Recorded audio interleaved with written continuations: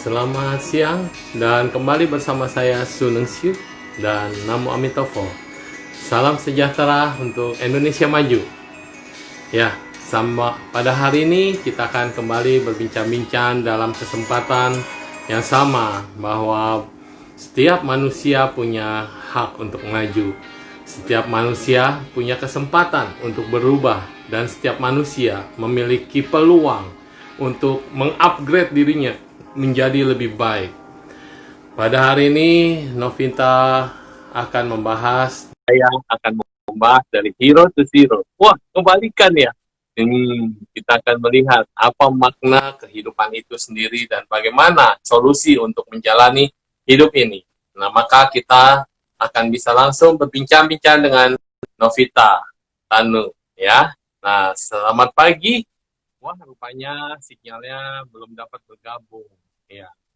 Jadi dalam hidup ini, kalau Anda lihat tadi sudah fotonya, ada tentang gambar Doraemon dengan Nobita, ya. Nobita dan Doraemon yang ingin bersatu dalam mengubah konsep mindset setiap manusia.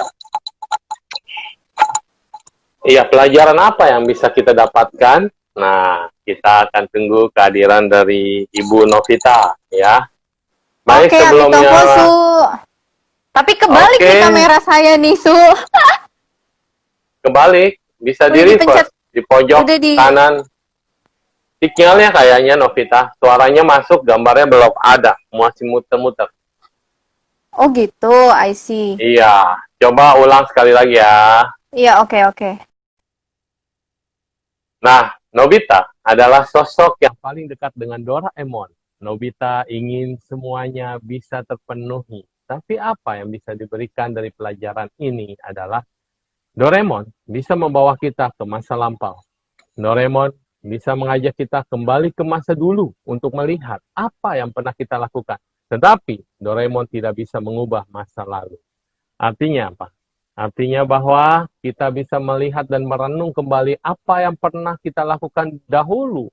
Apa sebabnya dan kenapa kita sekarang seperti ini. Tetapi kita tidak bisa mengubah masa lalu. Yang ada adalah kita bisa merubah dan merancang masa depan kita.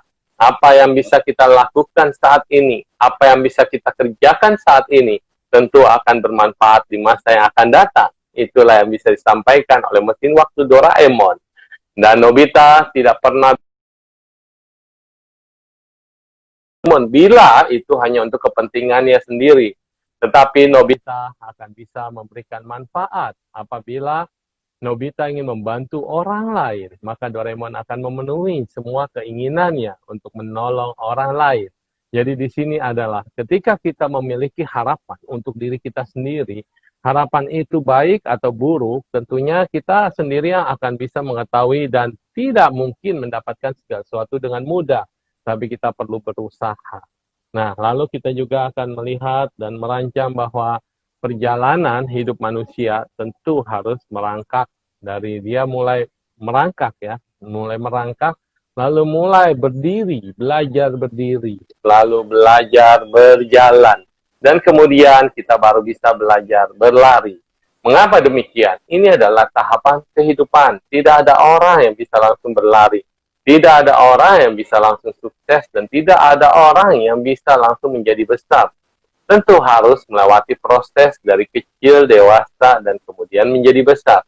Kehidupan juga demikian. Kita tidak mungkin langsung bisa merubah diri kita menjadi sosok orang yang berhasil tanpa melalui proses. Maka hargailah hidup Anda dan nikmatilah proses perjalanan hidupmu.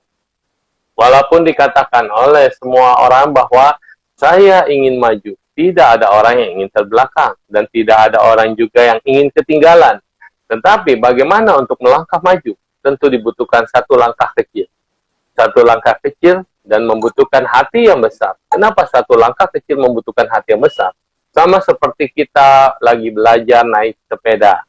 Kalau orang yang tidak memiliki keberanian atau hati yang besar, maka sampai sekarang mungkin dia tidak akan pernah bisa naik sepeda. Tapi bila dia memiliki hati yang besar, satu goes dan terjatuh, dan kemudian dia akan bangkit kembali, dan mungkin terjatuh lagi. Dan dia akan terus menggoes tanpa berhenti, dan sehingga akhirnya keberhasilan menjadi milik dia. Jatuh bangun adalah hal biasa. Bagaimana kita bisa mengubah pikiran mindset kita dari yang kecil menjadi yang besar. Mengubah pola pikir kita menjadi pola yang positif. Dari negatif menjadi yang positif. Dari penakut menjadi berani. Dari orang yang tidak tahu menjadi tahu. Dari orang yang tidak mau belajar, mau menjadi belajar. Dan akhirnya Anda akan menjadi orang yang sukses. Karena kesuksesan itu ada dua, satu sukses di dunia dan satu sukses di spiritual atau batin. Banyak orang menganggap saya hanya mementingkan spiritual. Akibatnya, spiritual dia baik sekali, tetapi dia gagal dalam memenuhi kehidupan. Karena hidup ini juga bukan hanya spiritual, sehingga dia tidak mempunyai masalah dengan batinnya, dia bahagia hidupnya, tetapi istri dan anaknya meminta dia untuk tanggung jawabnya, memenuhi kebutuhan dalam kehidupan dan juga sebagai sesuatu dan lain. Novita, halo Novita. Ya, Sepertinya Amitofosu. sinyal di sana tidak bagus, jadi saya Ya, hanya halo. bisa mendengar suara.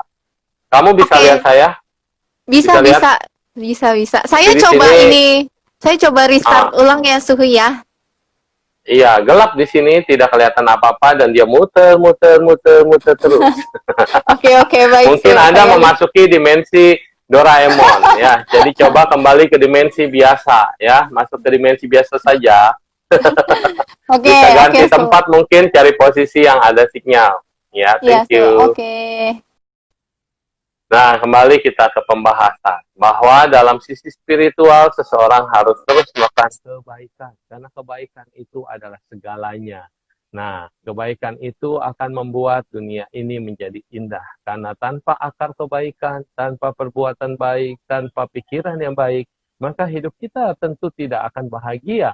Tetapi selain itu juga kita harus punya yang disebut dengan kerelaan, keikhlasan, kebahagiaan untuk berbagi. Ketika kita berbagi, ini disebut dana paramita atau juga disebut sebagai suatu hal yang lain. Suaranya kecil. Suara kecil ya? Masih kecil suaranya. Halo? Tes. Udah gede ini harusnya, udah deket. Suaranya kecil ya? Atau memang ada masalah? Baiklah kalau begitu. Ya, kembali lagi ke persoalan bahwa hidup ini tidak hanya pemuasan secara sisi batin, tetapi pemuasan juga secara sisi yang lain. Apa sisi yang lain itu adalah sisi duniawi. Perlu ada keseimbangan. Keseimbangan antara duniawi dengan non-duniawi. Untuk duniawi, kita butuh sesuatu untuk kehidupan. Dan kehidupan itu tentu harus usaha. Dan usaha itu tentu harus dengan sisi dunia. Nah, Anda bisa menjadi pemenang di dalam kehidupan, Anda bisa menjadi pemenang di dunia ini, tetapi bila Anda tidak memiliki budi pekerti, memiliki kemampuan spiritual dan batin dalam menghadapi kehidupan, maka kaya juga tidak menjadi bahagia. Kekayaan ini hanya membuat Anda menjadi tambah serakah. Kekayaan ini membuat Anda tambah tinggi hati, tambah sombong, dan Anda tidak mampu menentukan arah kemana kita akan melangkah. Mengapa? Ketika Anda sudah menjadi hero, bila tanpa landasan yang baik, jika tanpa sikap batin dan jiwa yang berkembang, maka Anda you are nothing. Ya, tetapi ketika Anda menjadi hero bagi dirimu sendiri, bagi keluargamu, bagi negaramu, dan bagi semua orang, Anda bisa membagikan kebahagiaan pada semua orang, membagi rezeki pada semuanya, dan bisa bermanfaat, baik di bidang pendidikan, baik di bidang sosial, baik di bidang budaya, maupun di bidang keagamaan, maka Anda akan kembali menjadi hero. Dan Anda menembus sisi ruang batin yang zero. Zero di sini tidak sama dengan titik nol. Zero di sini artinya Anda sudah mengalami yang disebut dengan keheningan dan sunyata. Berhasil di dalam kehidupan dan berhasil dalam spiritual. Ya, Novita atau saya yang undang Novita ya. Oke, kita coba sekali lagi untuk bergabung. Ya, jadi kita bisa melihat bahwa ternyata kepentingan dalam hidup ini harus seimbang dan selaras. Ya. Ya Novita, selamat siang. Sepertinya Anda perlu ganti ke SIM card. atau Iya. wifi? Ini sudah pindah tempat, Su. Amitofo Su udah pindah tempat, udah pindah Oh, SIM cardnya berarti satunya tetap di. ya nggak apa-apa. Kalau gitu, yang di rumah bisa jelas mendengarkan yang di rumah. Kalau suaranya bisa menjelaskan, nggak apa-apa. Satu berada sisi terang, satu berada dalam laci Doraemon, belum bisa keluar. Masih di ruang waktu ya, Ya Su. sama. Masih di ruang waktu, ini antara ada dan tiada. Iya. Bagaimana? Kita lanjut aja ya percakapan kita. Anggap aja satu audio, satu lagi audio visual. Ya. Selamat siang, Novita. Siang, Su. Terima kasih sudah mengundang. Iya. Saya ini lagi menerawang ini. Nggak kelihatan apa-apa. Yang di rumah jelas, dua-duanya ada. Dua-duanya wajahnya Novita juga ada, jelas ya. Oke, ya silakan apa yang mau disampaikan kepada kita, mungkin pengenalan diri dulu Novita. Iya, bukan Nobita ya, ini adalah Novita. Iya, silakan. Ya, Amitofo Su, Amitofo semuanya. Salam kenal, Amitofo. saya dengan Novita. Mau ngomongin apa ya, Su ya? Jadi ngeblank. Iya, Novita bagaimana? Silakan mengenalkan diri. Oke. Ini Saya ya oke. Jadi suaranya yang jelas tapi nggak ada visualnya ya. Iya nih, saya Ya. juga bingung. Udah pindah tempat juga masih seperti itu. Maaf ya. Oke, Ya, nggak apa-apa. perkenalkan terlebih dahulu. Saya Novita. Saat ini saya COO. Nah, baru bisa. Emang Akhirnya. Anda tidak mampu memasuki pintu Doraemon. Ya, hanya saya yang bisa masuk ke jendela Doraemon. Akhirnya bisa juga. Oke lah, kalau gitu Iya. gantian situ yang bertanya saya menjawab. Iya. Tadi udah Kita sempat masuk. kepenggal sepotong dan bisa saya save di IGTV. Mungkin nanti butuh di download dan digabung ya. Oke, kita lanjutkan perjalanan kita pada siang hari ini. Ya, silakan dibuka karena hostnya di sana. Jadi ganti ya. Oke. Iya. Jadi kagok nih Oh. saya, Amitofo. Oh, nggak apa-apa. Oke, silakan. Ya, halo semuanya, Amitofo Suhu, dan semuanya terima kasih nih, maaf ya jika tadi ada kesalahan di awal. Kayaknya jaringan saya nih yang bermasalah. Dibilang masuk pintu Doraemon susah ya. Iya. Nah, oke. Terlepas dari Doraemonnya sih, Su, jadi Nobitanya ngambang di ruang waktu. Ya, silakan Novita. Kira-kira dalam hidup ini apa yang kamu sudah lakukan dan kira-kira dalam perjalanan menuju dari zero ke hero ya, kita nggak ngomong reach di sini, kita membahas tentang menjadi hero. Apa saja yang sudah tahapan-tahapan dan level-level yang sudah kamu jalani selama ini bisa di-sharing kepada kita? Silakan. Oke. Mungkin berawal saya jelaskan terlebih dahulu ya. Saya siapa gitu ya. Karena kalau nggak kenal nggak sayang di siapa yang saya. Pada bilang ini Novita Tandri ya. Bukan. Adenya. Bukan. Iya. Oke. Jadi kalau misalkan yang suka ikut live-nya Patung, jadi mungkin ada beberapa yang kenal. Jadi saya adalah partner Patung Semua Ringin untuk di PT Marketing Revolution International. Namun sebelum berpartner dengan Patung, saya juga ada pegang salah satu perusahaan, jadi ada distributor pintu baja satu-satunya. Cuman emang tahapan awalnya... pintu baja ya, bukan pintu Doraemon. Ya. Pintu baja. Pantesan nggak bisa masuk, terlalu kuat bajanya. Iya. Nah, hanya aja emang tahapan dari awal itu saya bukan dari keluarga yang orang kaya, enggak. Emang biasa-biasa aja, Papa Mama juga biasa-biasa aja. Bahkan dulu saya kuliah sempet jualan bacang, Su. Jadi kalau misalkan anak IBI sekarang jadi Quick Tiangi pasti tahu kalau saya ini suka jualan Tukang bacang bacang. nih kuaknya.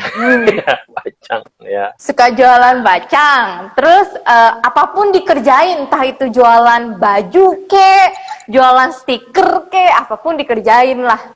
Sebenarnya ya itu untuk biar untuk happy aja sekaligus belajar bisnis lah kayak gitu.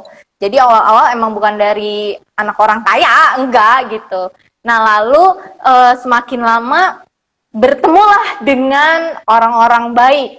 Nah bertemulah dengan orang-orang baik, bertemu juga sama orang-orang para pengusaha. Nah belajar banyak dari mereka bagaimana cara membangun bisnis dan lain-lain. Nah, sampai di Emery ini pun kita juga masih membantu banyak perusahaan. Tujuannya sebenarnya lebih kepada kalau misalkan perusahaan ini berkembang, omset meningkat, secara otomatis kan akan membuka lapangan pekerjaan baru nih. Ya. Jadi membantu banyak orang untuk, kan banyak sekali nih di Indonesia yang butuh pekerjaan, Su. Nah, jadi dari sisi kebaikannya seperti itu. Pada saat omset perusahaan berkembang, kesibukan makin meningkat, mau nggak mau juga butuh SDM lebih kan. Nah jadinya bisa membuka lapangan pekerjaan baru. Nah inilah sisi kebaikannya. Jadi ya kita sebenarnya sama-sama membantu, dan mereka juga. Aku sampai tensin so, dia ngomongin Nobita lucu. Sampai ngeblank apa yang mau diomongin. Itu namanya Dipta Hima. Dipta Hima ini adalah sosok penghibur dimanapun dia berada. Hatinya itu sangat tulus, dan dia selalu memuji orang. Nggak pernah dengar dari kata-katanya dia jelekin orang. Ya, dia muji orang terus. Dan dia adalah sosok inspirator ya dari komunitas Mr. Tommy Wong ya. Jadi selalu bikin kita happy. Iya. Oke, itu sekilas tentang bagaimana perjalanan Novita ya. Novita ya, bukan Nobita. Ya, Novita. Jadi kalau kita bicara tentang zero, tentu artinya tidak ada yang betul-betul titik nol, itu tidak ada. Karena semua orang begitu start, dia sudah melewati titik nol.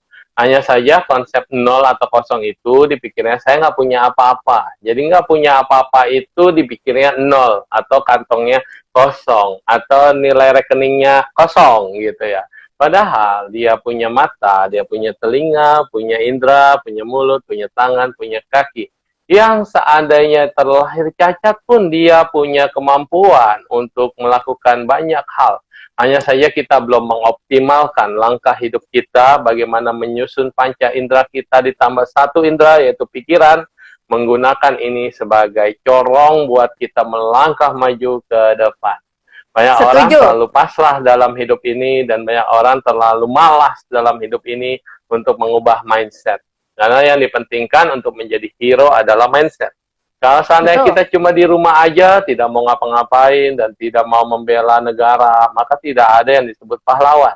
Dia menjadi pahlawan karena dia mengubah konsepnya dengan jiwa raganya, mengorbankan yang dia miliki, baik tenaga, perhatian, dan semua konsentrasinya untuk membela negara. Dia keluar rumah.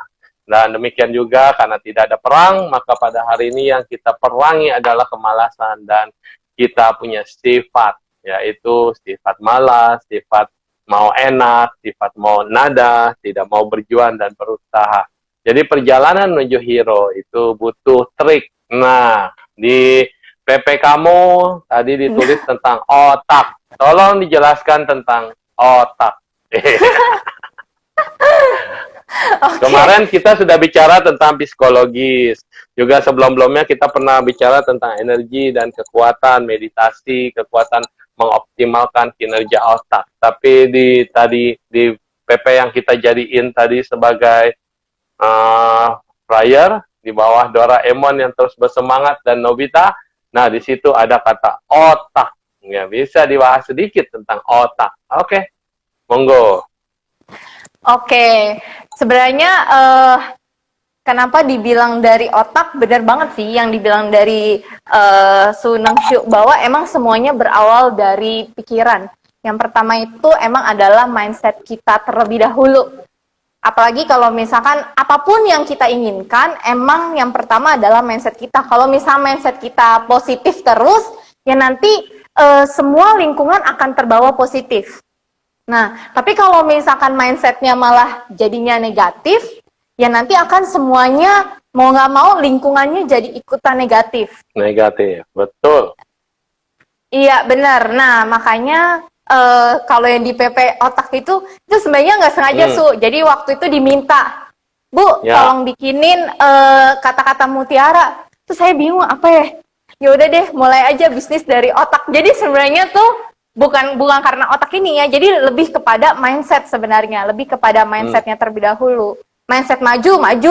Tapi kalau misalnya mindsetnya udah keburu down terlebih dahulu, terus susah untuk move on, apalagi mungkin zaman-zaman sekarang, yang dulu-dulu juga anak-anak muda banyak yang galau-galau gitu kan ya, Su ya. Su juga suka ngomong nih tentang galau-galau. Nah gitu, jadi lebih kepada mindset sih, Su, mengenai otak ini. Ya, otak yang pertama. Masih inget nggak? Quote sendiri saya tadi, lupa sendiri. Optimis, Tuh kan. Nah, objektif, non. Oh, objektif ya. Tuh kan, saya bikin aja saya lupa, Su. Udah terlalu banyak quotes yang dibikin.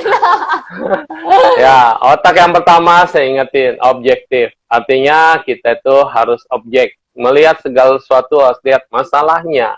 Jangan lihat siapanya. Kalau kita melihat siapanya, maka kita tidak pernah akan bahagia. Nah, kenapa begitu? Karena kita melihat siapanya dulu. Kalau ngelihat objeknya, berarti kita lihat langsung masalahnya. Betul ya? Nah, harusnya kan Ya. kamu yang jelasin. Iya, harusnya. Kan kelupaan jadinya.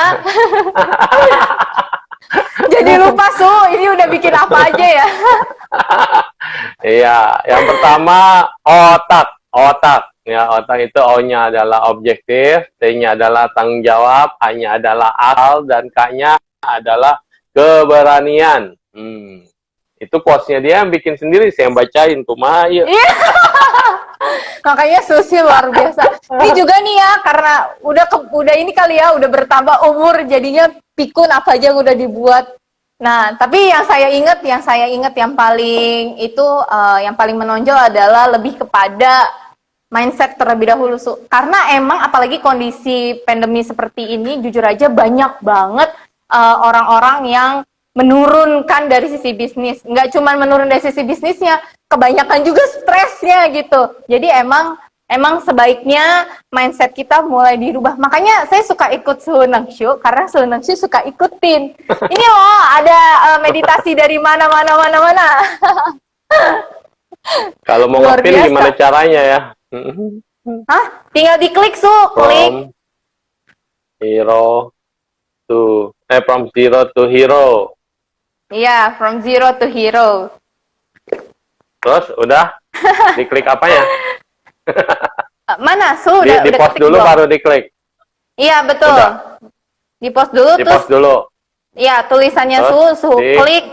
Nanti ada pilihan Klik. pin. Oh, saya yang ngepin, Su. Mau. Bentar. Udah, Su. Oh, oke ya. Ya. Udah ya. Nah, ya, oke. From zero to hero. Yang pertama dari kata otak ya, yang kita bahas. Kayak jadinya kamu yang wawancara saya aja, saya yang jelasin. Iya, Su. Gantian ya, menurut Suhu nih. Asik. Gantian. Nah, Kan sekali-sekali zero sebelum tadi kan. sudah dikatakan. Nah, jadi kalau kita bilang objektif itu, kita harus lihat apa sih yang sebetulnya kita analisa, kayak misalnya meditasi. Meditasi itu harus ada objeknya. Objek ini selalu mengingatkan kita goal setting, ya. Jadi kalau kita memang tahu masalah kita, jangan lari dari masalah, tapi lihat masalahnya. Lalu kemudian pelajari apa itu, dan kemudian T-nya adalah Tanggung jawab. Iya, saya yang nanggung, kamu yang jawab. Ya, silakan tanggung jawab. Ya, apa itu tanggung jawab? Bagaimana kamu bertanggung jawab terhadap hidupmu? Bagaimana kamu bertanggung jawab terhadap pasanganmu, terhadap anakmu, terhadap keluargamu, dan terhadap negara? Ya, oh iya, saya yang diundang ya. Iya, bener ya. Harusnya Mas saya gitu ya yang nanya. Ya, dunia ini memang suka bolak-balik memang. Harusnya Novita yang jadi biksuni, saya yang jadi pembisnismen. Isu masih inget ya. Oke. Oke, Ya, oke. aduh, sampai keringetan, vibrasinya terlalu panas. AC, saya selalu begitu, di bawah AC, tapi kalau hangat, ya jadi begitulah, kehangatan. Luar biasa. Ya, luar tanggung biasa. jawab. Banyak orang berkata lupa akan tanggung jawab. Dia hanya mau nanggung dan tidak mau menjawab. Dan ada juga yang cuma bisa jawab, tidak mau nanggung. Iya benar. Jadi tanggung jawab itu harus dua paket. Jadi harus bertanggung dan harus menjawab, ya. Nah, jadi tanggung jawab adalah penting ya Bu ya. Itu Iya. adalah nomor 2 dari otak. Ini aku bacain komen-komennya luar biasa ya Su ya. Aduh, ini belum seberapa, belum pada muncul semua. Kalau 100 orang muncul, udah nggak sempat baca komen. Ya betul Pak RT, ada Pak RT 001 di sini. Wah, apalagi sebentar lagi ada itu kembarannya Mary Riana, Sis Yovita Kalina baru join. Ah, udah deh, bakal rusuh sebentar lagi. Waduh, luar biasa, luar biasa. Ini yang Su bilang apa grup-grup yang membawa vibrasi kebaikan ya? Vibrasi positif. Vibrasi kebaikan positif. di sini saat ini. Oh, oke. Jadi kita bicara kebaikannya, kalau malam kita bicara positifnya. Lebih cenderung ke bisnis dan penyemangatan. Nah, kalau pada siang hari ini kita lebih cenderung ke persaudaraan, kesemangatan, dan spiritual. Jadi pagi kita bicara spiritual, malam bicara dunia malam. Keren, keren, keren. Dunia malam Pak RT. Ya, oke. Luar biasa, Ya. luar biasa. Ya, mau apa Jadi nih, Su? siapa mau jawab, tanggung jawab. Emang sebenarnya untuk mengambil tanggung jawab ini gampang-gampang susah. Jujur aja kemarin kita pas ketika meeting bareng juga diomongin nih Su mengenai tanggung jawab. Ada di suatu sisi ada 3 jenis tipe karyawan. Kalau misalnya kita omongin karyawan, ada satu karyawan yang kalau misalkan dikasih pekerjaan dia cuman bisa jalanin aja, tapi nggak bisa lebih daripada itu. Yang kedua, tipe karyawan yang dikasih pekerjaan dia malah nggak kerjain, yang bikin keki. Yang ketiga adalah tipe karyawan yang dia dikasih pekerjaan mau mengambil tanggung jawab lebih dan juga menghasilkan lebih dari apa yang diminta. Nah, cari yang kayak Jadi begitu susah. Nah, gampang mah, gampang nyari yang kayak gitu gimana, mah. Su? Iya. Hah? Gimana tuh caranya? Iya, waktu interview karyawan itu harus ditanya. Iya, apa menurutmu 4 karakter kuda? Satu kuda yang, kuda, KUDA, kuda. Nah, yang satu itu nggak usah disuruh, dia udah jalan duluan dan dia tahu harus ngapain. Yang kedua itu harus disuruh dulu baru dia jalan. Ketiga itu harus dicambuk dulu baru dia jalan. Dan yang terakhir udah dicambuk nggak jalan-jalan. Jadi ketika Anda interview karyawan, ini 4 hal ini harus dia pilih. Kalau Anda tahu 4 kuda ini, Anda itu di kuda yang mana? Suruh dia jawab. Kalau dia jawab, oh saya di kuda yang pertama, Su. Misalnya saya ini selalu inisiatif maju ke depan dan saya akan memegang tanggung jawab, saya akan bisa berjalan. Oh ya udah, pegang ucapannya. Ketika nanti suatu saat dia tidak bertanggung jawab, Anda balik lagi. Waktu di interview ada 4 jenis kuda, Anda pilih kuda yang mana? Tanpa menyakiti orang, itu namanya. Karena itu adalah pilihan dia. Dan itu adalah sesuatu yang dia pilih. Iya, begitu. Kalau dia pilih ketiga dan keempat, ya Anda udah tahu bahwa dia harus dicambuk dulu. Kalau dia milihnya kuda yang harus dicambuk dulu, berarti Anda juga harus sabar sebagai pimpinan dan sebagai seorang atasan, harus tahu memang karakternya dia harus dikasih kerjaan dulu, harus diarahkan dulu, baru dia bisa jalan. Kalau dia yang keempat, nggak usah dipakai dan jangan dipanggil lagi. Kuda alias kulihat duit dulu, Su. Itu kuda zaman now ya, kuda zaman now. Jadi kalau zaman dulu kuda pakai kacamata kuda, kalau zaman sekarang kudanya sampingnya kacamatanya pakai dolar. Bener. Kita juga sampai menerapkan untuk hal itu, kita sampai menerapkan mass recruitment, Su. Dari ratusan orang yang daftar gitu ya. yang emang mentalnya yang tadi Suhu bilang kuda tipe yang keempat, tipe yang keberapa tuh? Yang pertama ya, Tiga. yang udah yang ketiga. Ya, jadi di mana ini kuda dikasih pekerjaan tapi masih tetap terus bisa jalan, atau ada juga kuda yang tadi bilang udah dicambuk tetap nggak bisa jalan. Nah, dari hasil interview aja ratusan orang pakai caranya mass recruitment kita, yang masuk emang bener-bener kuda yang luar biasa itu cuma 1 sampai 2 orang, Ya. Nah, dan biasanya kuda-kuda superior ini nggak bakal tahan lama di perusahaanmu. Kenapa? Karena dia punya skill, karena dia punya kemampuan, dan dia punya pandangan. Dia akan bisa menjadi sosok orang yang berhasil. Jadi, kalau kita udah mengenal kondisi seperti ini, dunia seperti itu, yang masuk itu lebih sedikit kategori nomor 1, berarti ya kita juga harus siap menerima kondisi yang nomor 2, yang dia harus dikasih tahu baru dia jalan. Jadi kita nggak bisa perfeksionis harus ngambil kuda nomor 1. Karena yang nomor 1 ini biasanya ketika dia sudah jalan sendiri, dia sudah mampu dan dia akan bikin perusahaan sendiri. Jadi ini adalah sosok-sosok orang-orang sukses. Dan sebetulnya kalau pandangan spiritual kan, karena hari ini adalah vibrasi kebaikan, seorang yang berhasil adalah dia bisa mencetak kuda yang pertama, orang yang dengan semangat kuda yang pertama. Jadi dia bisa mencetak banyak sekali pemimpin-pemimpin masa depan, banyak sekali perusahaan-perusahaan yang dicetak di masa depan dari perusahaan Anda gitu, karena Anda membuat kondisi. Hanya saja karena duniawi dan spiritual kadang-kadang bertolak belakang. Ketika Anda mau menggunakan ego kita, maka kita tidak senang ada orang yang lebih hebat dari kuda nomor 1. Kuda nomor 1 ini lebih hebat dari kita, sehingga ketika dia keluar dari perusahaan, kita marah, kita tidak suka, kita anggap dia sebagai kompetitor. Padahal dari sisi spiritual adalah orang yang bisa mencetak orang-orang seperti ini adalah orang yang paling hebat. Dan kemudian Anda adalah orang yang berhasil karena menduplikasi. Maka kenapa kalau di Buddhism, Sang Buddha adalah seorang yang telah mencapai pengetahuan sempurna, tetapi dia mengajak semua orang menjadi sepertinya. Jadi seperti dianggap sebagai arahat. Arahat adalah mereka yang bisa mencapai kesempurnaan sama seperti Buddha, hanya jalannya masih harus dikit lagi lebih berusaha sehingga bisa menjadi Buddha. Tetapi at least kesempurnaan dan pengetahuannya bisa mencapai level tingkat arahat. Maka Sang Buddha tidak pernah meremehkan seseorang. Nah, tipe orang yang kuda kedua adalah kita harus tahu memang dia harus dikasih, dididik, di planning sampai dia bisa menjadi kuda nomor 1. Nah, kalau kuda nomor 3 harus dicambuk dulu, berarti dia harus memiliki konsekuensi. Anda ada tanggung jawabnya, Anda harus di training, Anda harus di push, Anda harus berubah menjadi kuda superior. Nah, itu dia. Ya, kalau kuda nomor 4 mah forget it lah. Kadang-kadang kita sudah kasih kondisi apapun buat dia nggak mau berubah, ya itu mentalnya penuh dengan mental blocking.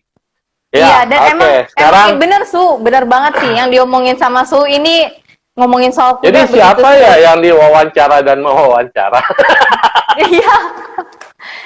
By the way, saya malah ada punya di MRI rata-rata lolosan dari, maksudnya setelah keluar dari MRI emang mereka mengundurkan diri, semuanya menjadi entrepreneur bisnis. Emang ada banyak yang bilang, kok kamu nggak kecewa? Ya enggak lah, karena emang dari awal kan tujuannya adalah agar mereka-mereka ini bisa jadi, bisa jadi entrepreneur bisnis. Karena kalau mereka sukses, berarti apa yang kita ajarin kan luar biasa, nyangkut di otak mereka. Betul. Inilah bedanya orang yang seperti Tung Desem, ya, TDW, Tommy, dengan beberapa orang seperti TX Travel juga, Bro Anton, Om Anton. Nah, itu mereka itu mencetak duplikasi, supaya orang yang nggak bisa menjadi bisa, dari zero to hero, ya kan, dari situ ya. Jadi kalau kita lihat orang-orang seperti ini, dia mau membagi ilmunya, dia mau membagi kebaikannya, walaupun ada push di situ, tapi kita bisa berubah menjadi sosok yang lebih baik. Nah, terus tapi yang paling penting di sini adalah, yang paling penting nih, saya ngomong yang terpenting. Yang terpenting adalah ketika seseorang sudah menjadi hero, dia sudah sampai level atas, dia tidak lupa siapa yang pernah mencetak dia. Dia tidak pernah melupakan siapa yang pernah mengangkat dia. Dia juga tidak pernah melupakan orang-orang yang berjasa dalam hidupnya, termasuk orang tuanya. Ada kebanyakan kita yang udah sukses di dunia ini, lupa sama orang tua kita. kita menganggap orang tua, payah lah, Bapak bisa ngasilin apa sih? Saya ini berjuang hanya diri saya sendiri. Saya berjuang, tanggung jawab saya memikul orang tua. Jadi kadang-kadang orang tua di rumah menjadi beban bagi mereka. Padahal kesuksesan itu berangkat dari doa orang tua. Nah, lihat, di balik orang sukses selalu ada kata DOA yang sangat besar. Doa dari siapa? Doa dari orang tua dan leluhurnya. Maka ini bulan 7 ya, sekalian saya mengingatkan. Bulan 7 bagi tanggalan orang Tionghoa adalah saatnya balas budi, balas baik kepada orang tua, kepada leluhur, dan juga yang paling penting adalah kepada anggota sangga atau orang-orang yang baik yang telah menggiring kita dalam sisi spiritual.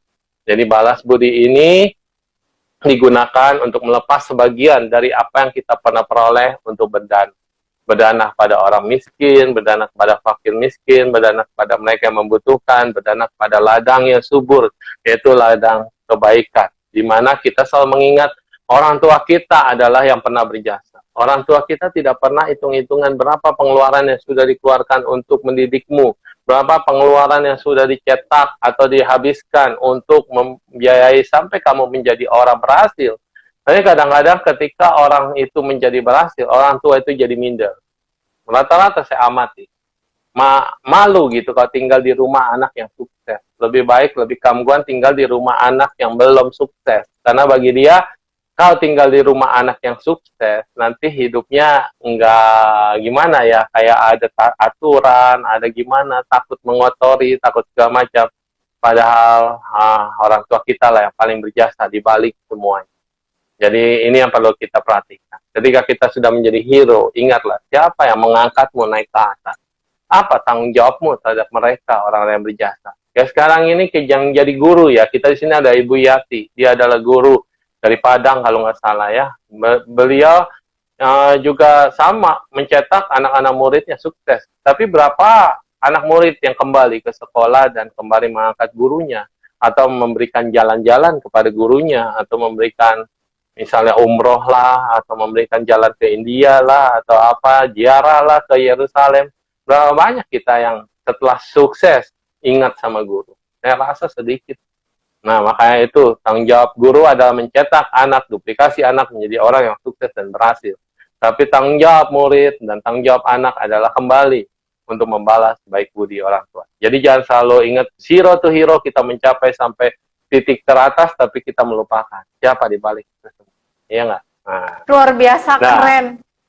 Aduh, saya udah mau nangis ngomong kayak begitu. Ini vibrasi kebaikan. Hari ini adalah jamnya saya nih tentang kebaikan. Iya, kalau enggak nanti jadi terbalik saya. Jadi yang ketiga, akal. Luar biasa. Akal. Dari O-T-A-K, A-nya adalah akal. Ya, monggo, silakan. Novita, apa itu akal? Saya dengerin tuh rasanya tuh bener-bener. Ngomongin orang tua pasti saya bakalan kayak, terharu banget emang. Oke, kembali lagi nih ke akal. Tadi udah tanggung jawab ya, sekarang akal ya. Oke, biasanya temennya akal apa saudara-saudara? Budi, sama ada akal ada budi ya. Oh, bukan si Akil ya. Nah, kadang emang kalau misalkan ini soalnya apa di quote saya itu ada mengenai bisnis tuh, jadi saya libatkan sedikit bisnis nggak apa-apa ya? Ya, silakan. Dan untuk menjadi hero, sukses duniawi. Saya nanti yang spiritualnya. Oke, lanjut. Luar biasa. Nah, akal ini sebenarnya kita bisa pelajari. Jadi kalau misalkan kita ingin membuat perusahaan omsetnya meningkat, kan sebenarnya banyak banget cara-caranya. Jadi emang sebenarnya untuk akal ini kita juga bisa menumbuhkan akal-akal sehat kita. Kita juga bisa mengisi akal seperti apa nih yang akan kita bisa keluarkan di dalam bisnis kita. Jadi sebenarnya kalau misalkan selalu mendengar adalah silakan menumbuhkan atau silakan berinvestasi kepala ke atas gitu ya. Nah itu sebenarnya adalah kalau dikorelasikan dalam bisnis gitu ya, karena ini sebenarnya jujur aja kalau spiritual suhu yang juara deh. Nah kalau bisnis, kalau jadi saya bahas mengenai bisnis aja ya.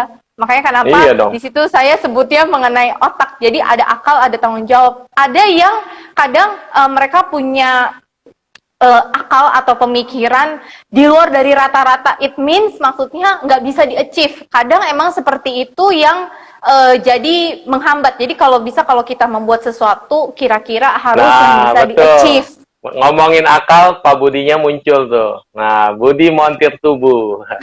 Orang-orang montir mobil, orang-orang montir yang lain. Kalau Pak Budi ini khusus montirnya tubuh. Dia menyempurnakan akselerasi daripada tubuh, dari brain sampai ke sel-sel tubuh yang lain, sampai ke badan jasmani. Saya mau manggil beliau nanti. Kita bincang-bincang di vibrasi kebaikan. Cuma sibuk terus itu.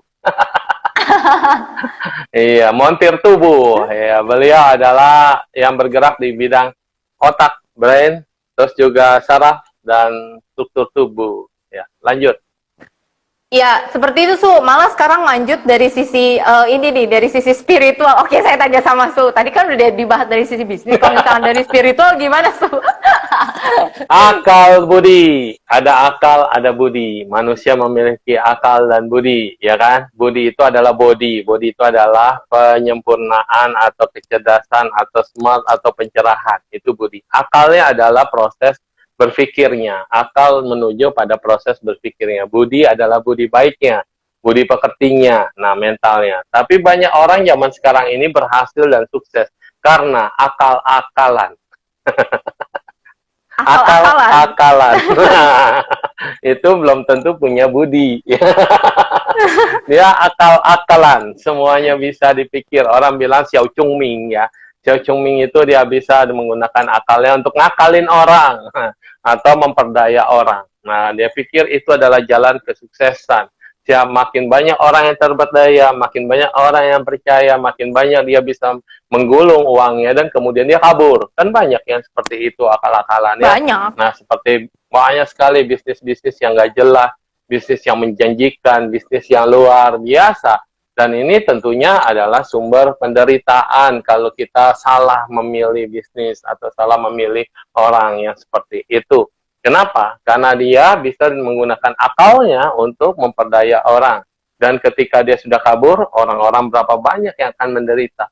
Beda dengan orang yang memiliki akal budi, akal nurani, atau pikiran yang jernih. Pikiran yang jernih dan nurani ini membuat orang lain supaya bahagia. Dari tidak ada menjadi ada, dari tidak berani menjadi berani, dari tidak mau belajar menjadi mau belajar.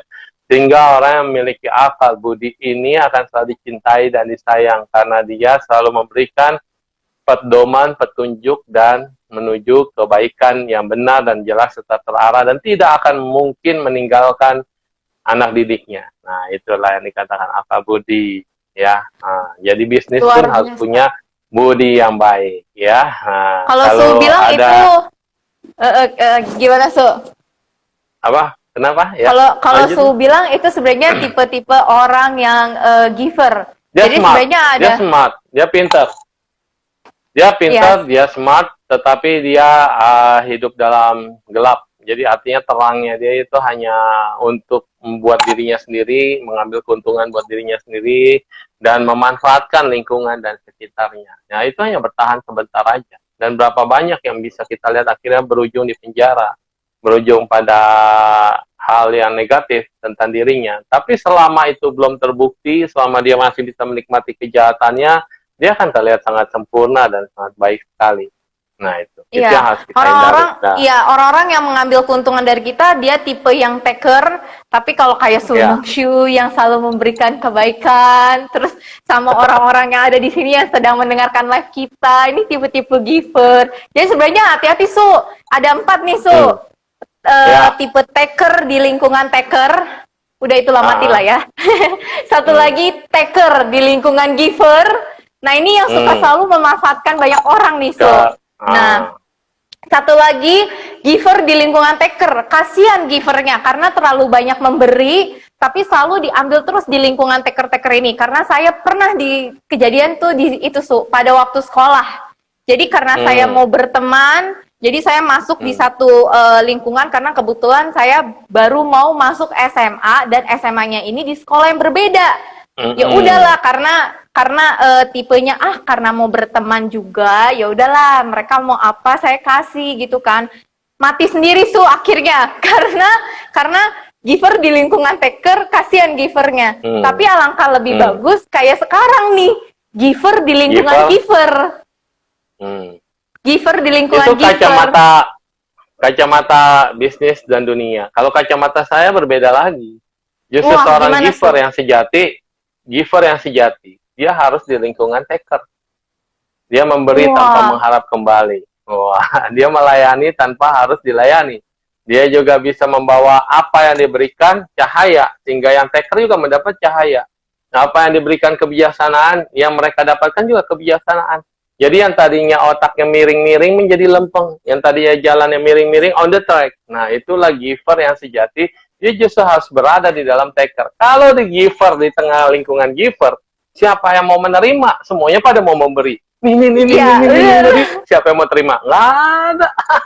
Makanya artinya dibilangnya, kita kan bilangnya terima kasih. Ini sebenarnya salah loh, bahasa terima kasih ini. Jadi kita selalu menganggap kalau terima dulu baru kasih. Harusnya sih kasih terima ya. Kasih kita terima. Kasih dulu iya. Dan mereka terima. Iya, kalau terima kasih kita ngarepnya maunya terima dulu baru kasih gitu.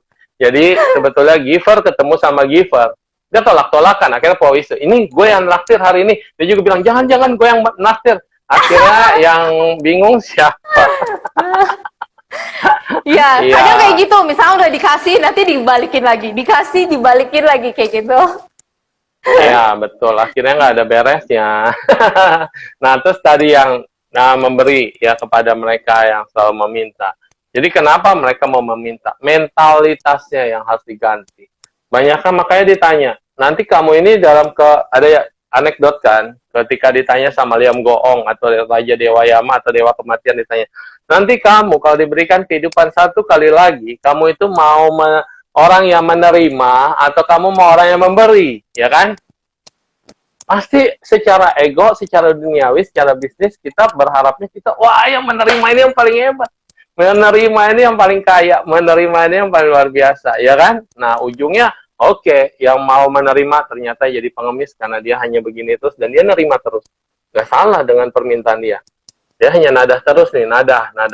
Tapi orang yang mau memberi, bahkan dikasih rezeki yang berlimpah karena supaya dia pengen memberi terus kan. Jadi sehingga tidak ada habisnya untuk bagi dia diberikan waktu untuk selalu memberi. Nah, itu.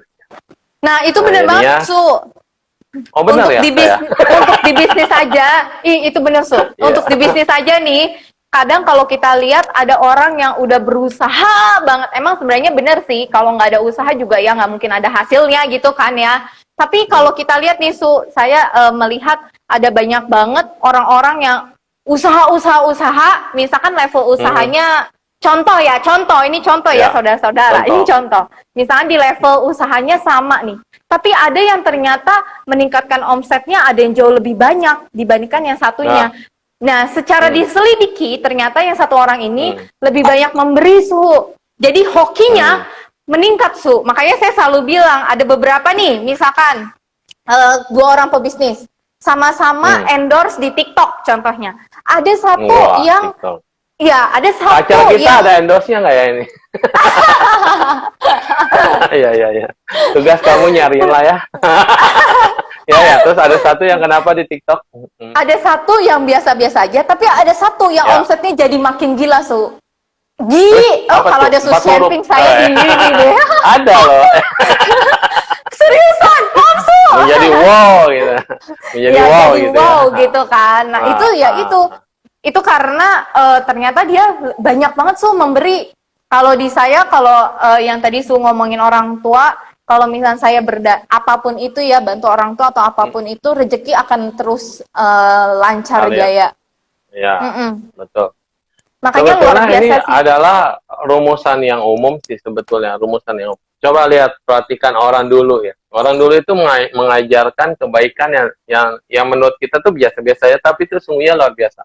Kalau ada orang baru datang ke rumah kita atau bertamu, apa yang harus dikeluarin dulu? Kalau orang dulu ya, kalau anak sekarang kan sebodoh amat. Makanan. Kalau Iya. makanan ya, terus kemudian minuman, masih suruh anaknya beli lagi kemana-mana, Iya, cari benar, apa, cari benar. apa, betul nggak? Itu orang dulu Benar. ya. Sebetulnya bagi kita sih biasa aja, namanya tamu, orang bertamu ya harus disuguhi gitu ya. Tapi anak sekarang enggak loh. Anak sekarang kalau datang ke rumah orang bertamu gitu ya, terus kadang nunggu sampai lama baru keluar minum, atau itu juga ditanya dulu gitu kan.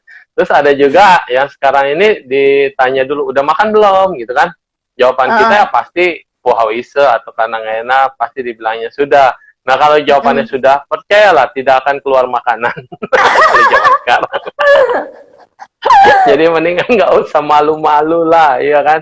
Nah ini hal kecil bagi kita. Tapi kalau kita perhatikan orang dulu, kenapa dia harus suguhin makan dan minum? Karena dia tahu orang dari perjalanan jauh pasti haus. Orang dari perjalanan jauh belum tentu dia makan. Nggak usah nunggu kita bertanya dulu udah makan atau belum, tapi hidangin dulu. Nah ini juga yang namanya konsep melayani. Konsep pelayanan ini seperti ini. Kita ada customer datang, nggak usah ditanya macam-macam, tapi kita berikan dulu apa yang mau dibutuhkan. Nah, Pak Montir Tubuh berkata nih, mind, body, spirit. Ada mind, ada body, ada spirit. Balance, membantu bisnis yang lancar. Itu, karena mindnya kita memancarkan satu hal yang positif, ada orang yang baru datang sama kita, artinya kita dapat rezeki hari ini karena ada dia yang datang kepada kita. Terus juga dia akan memberikan kebahagiaan kepada kita. Kadang-kadang dari dulu saya amatin ya. Ada toko yang toko royal, datang langsung dikasih minuman apapun gitu ya. Nah itu orang tadinya mau belanja dikit jadi belanja banyak. Terus ada orang yang males ngomong. Kalau ada langganan dia cuma diem aja di mejanya, di bangkunya, cuma anak buahnya yang melayani. Terus ada orang yang tipenya super. Begitu ada customer datang dia sendiri yang melayani, atau dia yang ngarahin anak buah, tapi dia sapa betul-betul ramah. Efeknya apa? Efeknya orang yang tadi itu merasa nyaman dan merasa betah, karena dia merasa dilayani oleh ownernya sendiri. Berapa banyak saat ini orang yang bisnis, ownernya hanya tinggi di atas. Dia tidak mau turun. Jadi dia artinya ya udahlah, silakan ada pelayan ini. Nah, padahal di sini adalah teknik yang kalau itu tadi vibrasi kebaikan, apa yang kita lempar keluar, itulah yang akan kita dapatkan. Oke ya. Luar biasa emang. Nanti next MRI undang suhu ya. Terus jangan, itu ranahnya bisnis. Kalau saya ranah kebaikan. Kalau Iya, mengundang mau bikin sekolah, bikin apa, oke, kita dukung. Kebaikan suhu ini juga ya. berhubungan karena kalau misalnya jadi sekarang ya saya terus, analisa. Saya lihat ya sekarang ini diperlukan sekarang ini, apalagi menteri kita baru ini ya selalu bicara tentang 4.0 ya. Jadi yang kita butuhkan bukan sekolah, bukan bentuk pendidikan kayak dulu lagi, ya sekolah-sekolah. Kemarin baru dengar Mary Riana, dia bilang sekolah mendidik menjadi YouTuber. Nah, kayak kita butuh sekolah-sekolah atau kursus yang seperti itu sebetulnya. Langsung terapan. Daripada anak-anak sekolah dari kecil dididik mata pelajaran yang banyak banget, begitu dia udah lulus, di perusahaan beda lagi yang dipakai gitu. Kecuali yang dia memang majornya ya, major khusus ya. Jadi skill, kita butuh skill, keahlian. Nah banyak banget orang yang baik banget hatinya, baik banget tingkah lakunya, baik budi pekertinya, tapi nggak bisa mendapat pekerjaan yang layak. Jadi kayak kami di Tangerang, orang Tangerang itu baik-baik loh sebetulnya kalau dilihat dia tulus, dia apa. Tapi kenapa mereka nggak bisa maju? Karena satu, peluangnya tidak ada memberikan kesempatan bagi mereka, dan kedua, mental blockingnya jadi minder. Dia rajin kebaktian, rajin kemana, rajin meditasi, tapi begitu disuruh bisnis, angkat tangan. Kenapa? Karena kebaikan aja nggak cukup untuk berjalan di bidang bisnis. Nah, makanya bagaimana mendidik skill-skill mereka untuk menjadi orang yang berani mendobrak dari perubahan mindset tadi, bagaimana mendobrak, memanfaatkan orang yang memang sudah baik menjadi hero dalam segalanya. Itu yang kita butuhkan, seperti itu. Nah, minder dan takut. Betul. Saya juga dulu baru-baru dari Tangerang ke Jakarta minder banget dan takut waktu pertama kerja. Kalau orang Benteng kan Cina KW, nggak bisa ngomong Hokkien, nggak bisa, Mandarin juga nggak bisa. Kita langsung terjun di pasar pagi. Ngomongnya apa ini kayak kambing conge gitu, kita nggak tahu apa-apa, kadang-kadang kita dikatain. Makanya daripada itulah saya bertekad, saya harus belajar. Dan kemudian saya belajar sampai ke Beijing, ke Taiwan. Oh, sekarang udah ngerti. Terus begitu udah ngerti, juga nggak gimana-gimana juga sih. Tetapi kita bisa lihat, Timur punya budaya, Timur punya pengetahuan, punya knowledge, punya apa, luar biasa sekali kalau kita bisa serap dan kemudian bisa digunakan dalam berbagai hal. Ya, itu dia. Ya. Oke, Novita, yang terakhir. Iya, Pak Budi sih masternya itu dia sudah ke Tibet, kemana-mana, dan luar biasa Pak Budi ini. Dia adalah seorang explorer kehidupan, ya. Dia belajar banyak hal. Wah, pokoknya saya juga salut dengan beliau dan humble sekali. Yang terakhir adalah keberanian. Masih ada berapa menit di live-nya kamu klik tuh, live yang merah diklik.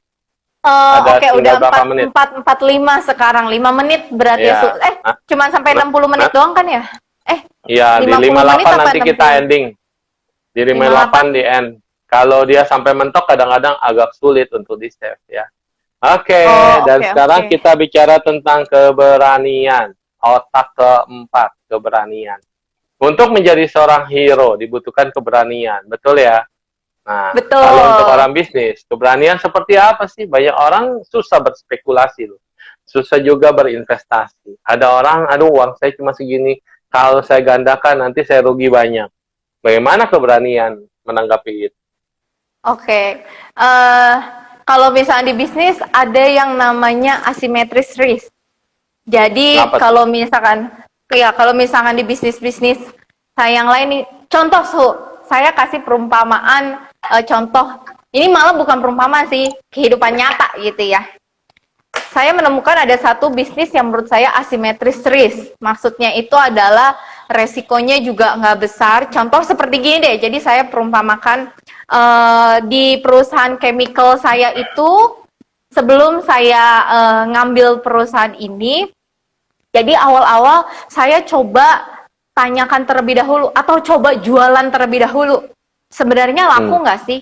Kalau jualan hanya jualannya sedikit-sedikit, atau contohnya gini deh, kalau kita tawarin ke keluarga, kamu mau nggak beli ini? Secara otomatis mereka mungkin akan beli, tapi kan belum tentu mereka repeat order lagi gitu kan. Nah, ini yang harus diukur. Nah, tapi beda halnya kalau misalnya kita coba jualan ke langsung nih, misalkan ke B2B yang besar gitu, yang udah pasti mereka beli, pemakaiannya banyak. Iya, dan karena ini perusahaan besar, nggak mungkin kan hanya berdasarkan karena teman dibantu. Rata-rata soalnya yang saya masukin bener-bener yang big banget, yang dimana emang perusahaan bukan cuma milik dia gitu. Ya, betul.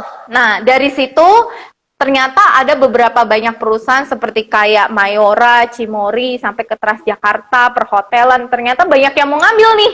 Nah, karena lihat demand-nya ada, dan pas mereka sudah cocok juga dengan bisnisnya, barulah kita ambil bisnisnya. Nah, itu yang namanya asymmetric risk, mungkin low risk juga kali ya gitu. Jadi benar-benar seimbang lah, bukan yang high risk. Kalau misalnya Su tadi bilang, oh ada nih bisnis-bisnis yang mungkin diiming-iming dapat pengembaliannya gede gitu kan, tapi nggak taunya malah bodong, bisnis bodong. Malah bodong. Nah, itu sebenarnya lebih kepada high risk, karena kita nggak tahu nih seberapa, maksudnya hanya berdasarkan iming-iming aja, kita nggak ngelihat fundamental perusahaannya bagus apa enggak, kita juga nggak ngelihat perusahaan ini itu emang real nggak sih, seperti itu. Itu lebih ke high risk. Jadi kalau misalkan ngelihat dari sisi resiko, saya lebih suka mengambil yang di asymmetric risk itu. Jadi itu keberanian yang kecil apa keberanian yang besar? Keberanian yang, karena keberanian yang besar itu membutuhkan resiko lebih besar. Bukan kalau yang karena asymmetric risk itu keberanian yang kecil sebetulnya kan, untuk mencari safe keamanan. Oke, bukan. Gini, bukan. Jadi kalau di Buddhis lebih kepada meningkatkan kebijaksanaan. Nah, kalau misalkan kebijaksanaan tuh meningkatkan kewaspadaan. Kewaspadaan, iya benar. Dan harus bijaksana juga nih memilih perusahaan mana yang bagus gitu kan, yang emang cocok gitu. Apalagi dengan kita contohnya kayak menanamkan modal gitu. Tapi sekarang banyak kok bisnis-bisnis yang modalnya kecil, maksudnya modal pulpen doang sama kertas itu juga ada ya kan. Iya, kayak gitulah. Oke, itu dari sisi bisnis dan kita kembali ke sisi kebaikan ya, karena vibrasi kebaikan. Jadi jangan selalu Iya, melihat segala sesuatu itu dari satu sisi, harus dua sisi. harus dari sisi itu. Keberanian, otak dari OTAK, kayak kata yang terakhir dari Ibu Novita, quotes-nya dia saya ambil, yaitu adalah keberanian. Ketika Anda dari nol, untuk mendobrak ini harus pecah telur, membutuhkan keberanian. Kalau anak ayam tidak berani atau binatang apapun yang berada dalam telur tidak berani mengetuk cangkangnya, maka dia selamanya tidak akan bisa keluar dari cangkang. Berarti dia membutuhkan keberanian. Ketika cangkang sudah pecah, dia menjadi makhluk keberanian. Ketika kupu-kupu keluar dari kepompong, dia pun harus belajar untuk terbang. Dan ketika burung sudah mulai mempunyai sayap yang sempurna, dia harus benar-benar terjun dari tingkat ketinggian untuk bisa terbang. Itu namanya keberanian. Terus kedua adalah ketika dia sudah berada proses menuju pahlawan, dia juga harus berani pengorbanan, mengorbankan diri sendiri, mengorbankan pikiran, dan mengorbankan banyak hal untuk kepentingan yang lebih besar. Dan ketika dia sudah menjadi hero di sini, dia juga punya keberanian meninggalkan semuanya untuk kembali ke nol. Yang titik nol tadi adalah titik start, dan setelah dia menjadi hero, titik nolnya adalah titik sunyata, bahwa dia pun nanti akan berpulang sendirian, berpulang tidak membawa apa-apa, berpulang tidak memperoleh apapun yang dia lakukan di dunia ini tidak akan dia bawa. Artinya dia sudah harus memikirkan nol. Keberanian ini mendobrak konsep dia dari yang tadinya sudah di atas, kemudian harus mempersiapkan perjalanan selanjutnya, yaitu ketika dia meninggal dia tetap tidak bawa apa-apa. Kalau begitu pemikirannya, apa yang dia harus bisa lakukan? Yaitu dengan demikian ini dia harus melanjutkan kebaikan, dan kebaikan ini harus terus disebarkan, dan uangnya bukan untuk diwariskan semuanya ke anak cucunya, karena nanti pun bisa jadi perebutan yang kayak kita lihat berita-berita belakangan ini. Jadi kalau itu jadi masalah di warisan, dan kemudian setelah meninggal kita mesti harus mikirin juga keluarga kita, mikirin anak-anak berantem karena warisan, nah itu juga kurang bijaksana. Maka ketika Anda sudah menjadi hero, Anda sudah harus mulai memikirkan, sisa kekayaan saya ini harus digunakan untuk kebaikan saya sendiri. Misalnya dia pergi rekreasi, jalan-jalan kemana tempat-tempat yang dia mau kunjungi, terutama untuk peningkatan spiritual dia, untuk menghadapi kematian dia, sebelum dia sakit terkapar di rumah sakit dan hanya menghabiskan uangnya ke rumah sakit, lebih baik dia habiskan untuk penenangan jiwa dia, penenangan batin dia, dan tempat-tempat yang menurut dia adalah tempat yang paling bahagia, tentu dia harus pergi ke sana. Dan kemudian sisi ruang batin yang tadinya banyak masalah, banyak beban, ini yang sudah harus dibuang-buangin, sehingga pada akhirnya nanti ketika dari hero to zero, dia betul-betul mengalami sunyata atau kekosongan, bahwa disitulah sesungguhnya titik termulai lagi dia akan menjadi hero kembali. Nah, itulah dari saya tentang keberanian mendobrak hidup. Setelah dari tidak ada menjadi sukses, dari sukses dia harus belajar melepas. Guru agung kita adalah seorang pangeran yang punya 3 istana, dan kalau dia mau dia menjadi raja dari segala raja, menguasai Jambudipa. Jambudipa itu bukan India, tapi Pakistan, Bhutan, Afghanistan, dan semuanya adalah benua India. Itu adalah menjadi kuasaan dia kalau dia mau. Tapi dia tinggalkan itu semua, dan dia melihat sesuatu yang lebih kosong. Ternyata dari segala adanya dunia yang sudah luar biasa, tetap satu, sunyata atau kekosongan. Karena kita akan kembali pada yang tiada itu. Tapi yang tiada itu adalah ada, dan ada adalah tiada. Kata Tommy Wong, pada itu quotes-nya dari Buddhis. Isi adalah kosong, kosong adalah isi. Ya, sudah selesai kali waktu kita, tinggal berapa menit? Udah 53 menit sekarang. Oh, masih ada waktu untuk closing. Jadi Bapak Ibu sekalian, di sini kita bicara tentang otak, from zero to hero, and to hero, go back zero. Ya, di situ kita belajar melepas, kita belajar berbagi, kita berbagi gimana. Kadang-kadang ya orang untuk ketika dia menjadi hero, pelitnya muncul loh. Nah, pelit ini nih gimana dobraknya supaya dari orang yang pelit menjadi orang yang dermawan. Karena dia pikir, gue berjuang susah loh, gue mati-matian berjuang, sedikit-sedikit ditabung, sehingga begitu dia sukses, dia lupa segala sesuatu yang masuk, hukum ekonomi, segala sesuatu yang masuk, itu juga harus keluar, betul nggak? Nggak ada yang namanya mau numpuk barang terus, akhirnya jadi saving cost-nya juga besar. Bahkan ada prinsip just in time, waktu yang tepat. Itu just in time itu sesungguhnya konsep Buddhis. Ketika kita memiliki, maka kita juga bisa memberikan sumbangsi. Ketika kita tidak memiliki, ini harus di-step sampai kita menjadi memiliki. Ketika sudah memiliki, harus di-selling, harus dijual. Kalau barang itu masuk terus tidak keluar, akhirnya apa? Suatu saat akan terjadi kebakaran dan Anda akan kehilangan lebih. Maksudnya orang yang pelit ini ya, dia tidak pernah mau berdana. Karena dana itu kan membagi. Dana itu keluar. Betul. Artinya kita kekurangan. Memang secara matematika, kalau kita berdana, kekayaan kita kan berkurang. Tapi lihat, dicopet, dicolong, dimaling, kebakaran, bencana, ini juga berkurang sama. Tapi kamguan yang mana? Yang satu kamguan dia saat lepasin berdana, dia kamguan. Ketika dia nggak kamguan, keluarin, atau dia tetap harus kehilangan, dia habisan. Ini kamguan juga ya, kamguan kan. Tapi kamguannya kemana? Yang ini habis, dia tidak memiliki apa-apa. Yang di sini dia habis. Inilah yang tidak pernah kehilangan. Apa yang Anda berikan, itulah yang menjadi milikmu yang sesungguhnya di akhirat nanti, atau setelah kematian ini, itulah yang akan menjadi modalmu yang sesungguhnya. Jadi kaya di dunia ini belum tentu kaya di akhirat dan kaya kehidupan mendatang. Kaya di dunia ini, kalau Anda hanya mumpuk-mumpuk itu untuk diri sendiri, kehidupan mendatang Anda tidak punya apa-apa. Anda akan jadi pekerja lagi, Anda akan menjadi kerbau lagi, Anda menjadi kuda lagi, kerja terus. Padahal, dalam kehidupan ini kita sudah diberikan anugerah, diberikan rezeki untuk saling berbagi. Oke, itu closing dari saya. Terima kasih. Luar biasa, Suhu. Terima kasih, Suhu, atas undangannya. Astagfirullah, terima kasih semuanya yang sudah ikut mendengarkan. Iya, ini Novita nanti bisa save ya, terus di-download, nanti digabung sama yang tadi pertama ya, terus di Siap, edit Suhu. kan kamu bisa editnya, kalau saya tidak bisa. Ada. Siap. Anak buahnya banyak. Hormat.